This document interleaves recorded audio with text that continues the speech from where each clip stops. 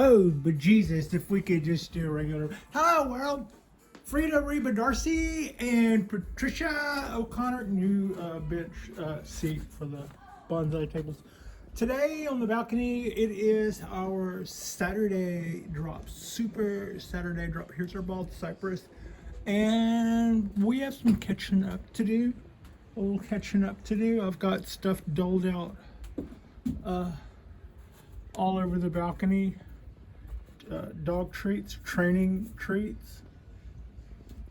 BioGold, know the difference, Pat? Here you go, babe. Dang. Yeah. Okay, so what we have going on today is I thought I would do a little bit of follow-up and catch-up to our last couple of drops. I haven't watered yet today. It's a little cooler. We're just kind of taking it all in. This is what this guy looks like in the morning before we've watered. I'm watching it to make sure we're okay. One thing that says we're okay is those tender little shoots there. These oaks feel so strong and woody and stuff, but if it starts to lose, if it starts to go dry, those drop. And if you catch it and water them, they'll do just the opposite. As opposed to this guy and what I've been saying about the sheen, it is the time of year where this guy starts dropping leaves, but it also starts dropping leaves to what I think is an alarming amount. Some of the little twigs have just dropped leaves bare. So even on days when I hold off on the water for some of these other guys until everybody's a little closer to ready, because I'm going to be here watching all day, I still water this guy early because I don't know what's going on inside. And I don't know how much of this leaf drop I see is attributed to it just saying, yeah, it's time for you guys to thank you for your work. And how much of this is attributed to not being able to push enough water up because of maybe it's not getting wet enough. So I water early and frequently on this guy to make sure that none of this leaf drop I see is on me, because it's getting systemic. Oh, this is also kind of like, let's think of it this way. This is almost like the first day of our year. We're in our first full week of September. It's the 8th, and the beginning of fall in most places, and the trees are starting to show me some of that. I'm starting to see some fall colors on my bald cypress. As far as our temperatures are so temperate here that we don't see the huge shift that some of you other guys are doing. It's probably a little too early to go treating our pines like it's fall or like it's cooler, because it's really actually not.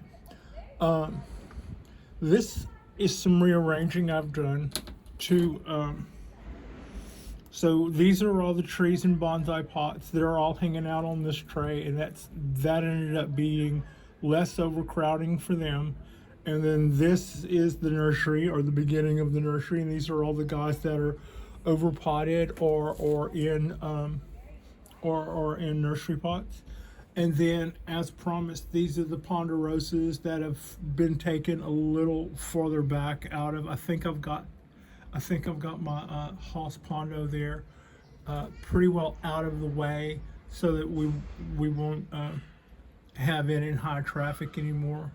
A little quick glance back there at our seedlings. We lost 3. I saw one of them had gotten uprooted. Looked like a bird had done that, but I hadn't seen bird damage since then. I buried the tree back in the substrate. It passed. So, and aside from that, we lost 2 for some reason. I don't know why, just out of the blue, one over here and one over there or something. But now we've got even rows, except for the 2 back there in the planter, and I need to get that clover out of there before that gets serious. Our maples are starting to, our Kodaheim maple forest is starting to look a little long and a little ragged, probably due for some sort of cutback here in a minute when more of that starts to change colors. And that puts all the potted pines, all the terracotta pines are now up here because they have so much substrate underneath them that my feeling is they don't need the drip trays, and so all of these guys are up here, and they're all, so far everybody seems to be doing rather well. This is how our ponderosas are looking, and let me see right quick. I have, yeah, right here. So I dropped a video, we almost dropped a video called Don't Wire Like This, and it was in regards to this tree, and it was not the longest video in the world. It was only like 20 something minutes, but having looked at it in anticipation of its drop, I decided the best thing, I could sum up the lessons or the best part of that video by doing 2 minutes right here.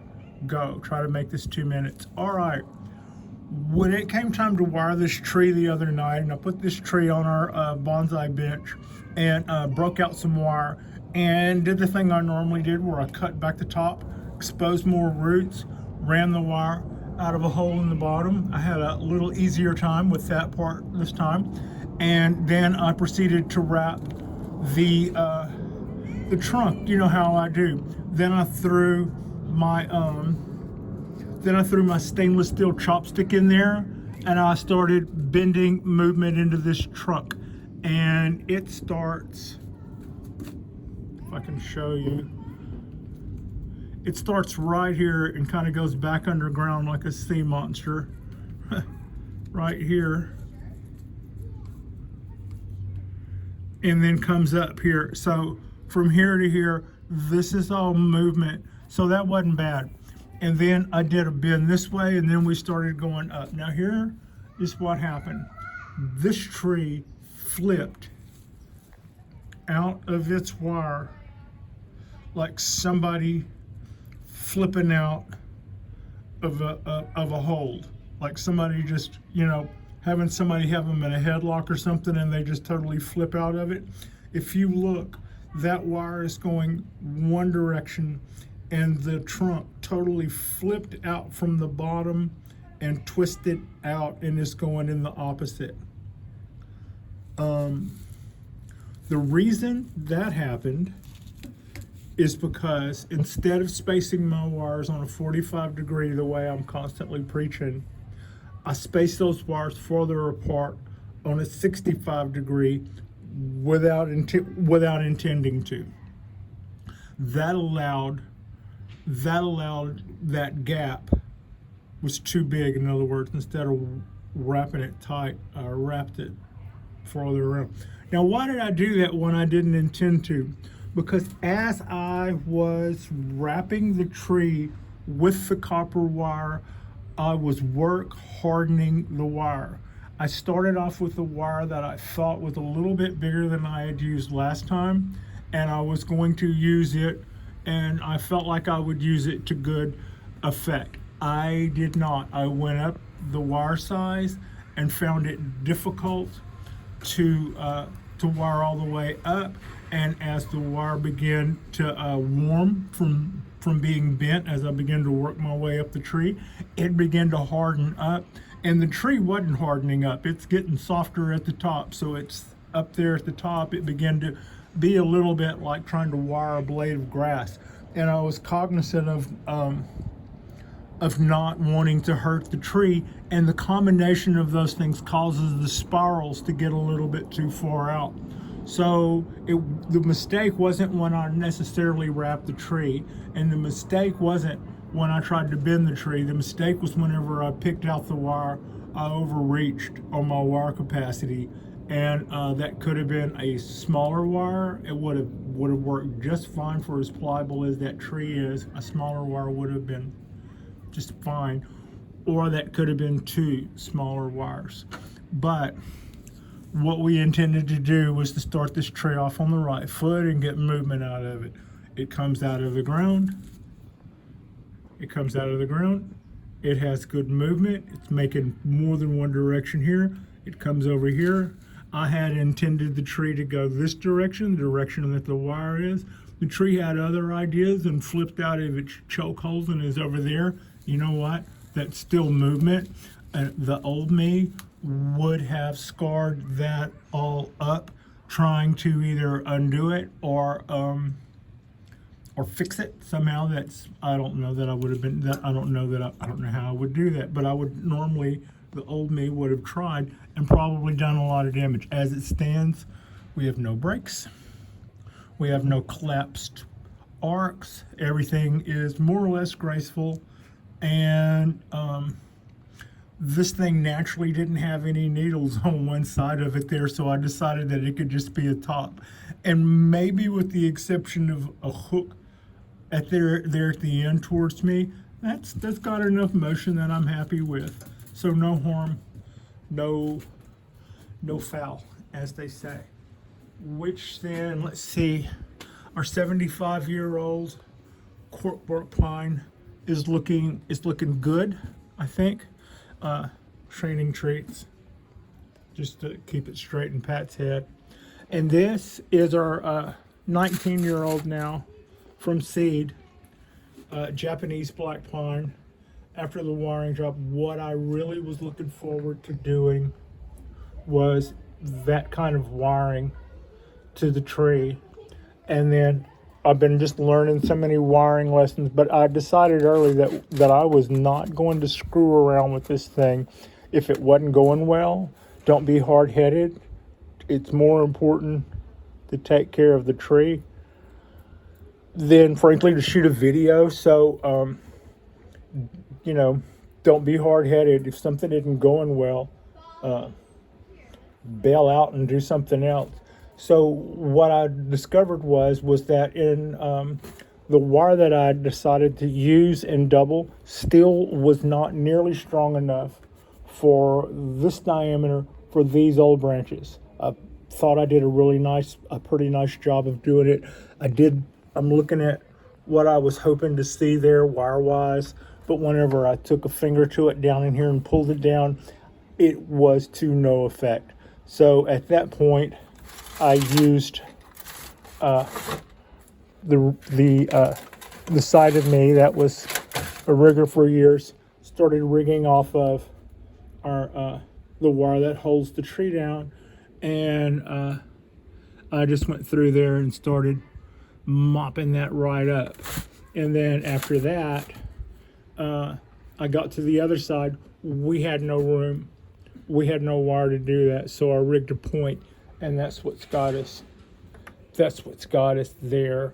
I think the tree's looking good. I think pulling all of those branches was definitely the right move. I wish I could have done that with some pretty copper wire and showed off. That's kind of really why I actually got that wire. So I didn't buy it. I didn't buy it. It's a big deal. But I didn't get all that copper wire just to use it as guy wires, which I don't think are, I think you can have a neat, nice work when it comes to guy wires, but I don't think they're anything to necessarily show off like handy, nice, tight wraps of copper wire would do on a conifer. So kind of missing out some of that joy, but we still achieved our goals with that, and we still got a video under our belt on it. Only just barely. As I was signing off, the battery just had said, okay, enough. So yeah, that brings us to our Pondo, our latest acquisition. As promised, I did work some of this foliage. Maybe I can just come, yeah, we'll do this. I worked some of this foliage farther back around and farther back around. There's still more room here if I want to bring that around. I think that's got all of our tips pointed in a direction. Everybody's getting pretty good light now, and it's been settling into that for a couple of days. That being the last pull point guy wire there, going across my deadwood feature, pulling this up, pulling this branch up. So that's kind of the wide look there. Boom. I believe that this tree has a future with some Japanese black pine stock.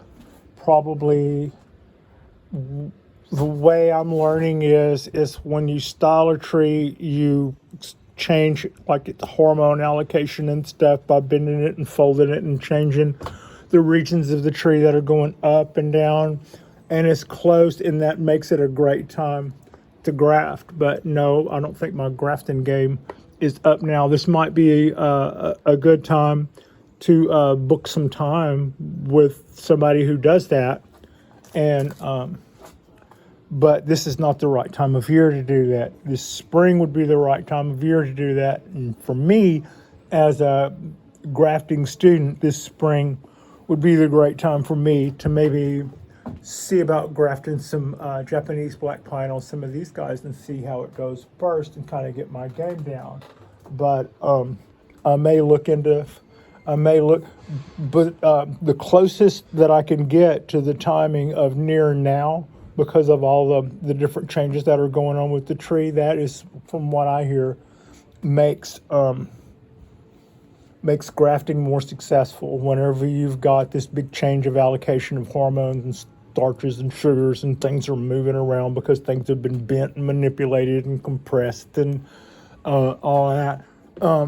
That has just happened the closest we can go to that whenever we get to our next grafting season. And for some parts of the country, that's before in fall, and in some places that's just out of winter, just before spring. And I think where I am, I would probably fall closer to the spring side than just before winter side. So that's kind of what's going on there. We had a pretty nice video. Our last one that dropped did pretty good. I left it on there a little longer and let it run a little longer, because why turn the water off whenever it's seems to be having a good run to it. So that was nice to see people are responding to the cooler temperatures here. We're probably going to see a little bit more of that right on through. Today is a little warm. It's not as cool as it was then, but maybe by a little warm, I mean maybe 70. What I'll be doing today is I'll be passing out the Bio Gold, because some of the last applications are starting to look a little long in the tooth here. I've got some are starting to look a little broke down, and the application before that is gone. Also,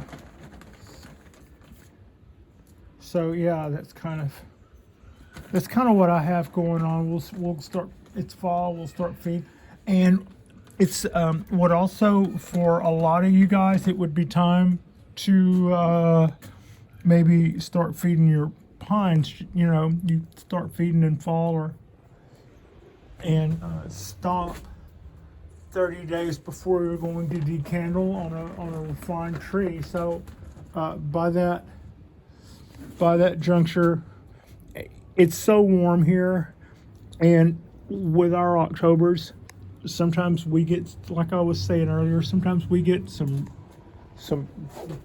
pretty brazen heat in October. So I don't really look to treat feeding my pines right now like it's totally fall. They're still gonna have 1 foot in here in the Bay Area. They're gonna have 1 foot in on both sides of the fence for a little while to mix up all my medicine.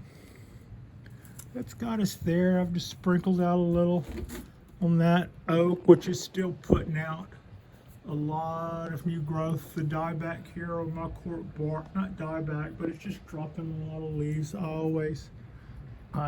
Every year I find that worrisome. In years past, I haven't seen it push out following that, but right now we're still getting, it's still pushing out a lot of stuff, and it's still pushing out a lot of this little salmon-y pink stuff. As long as it's doing that, as long as we're looking to replenish what we're dropping. But yeah. Whereas the coastal is just the opposite. It still thinks it's summer and it's still responding like it's summer.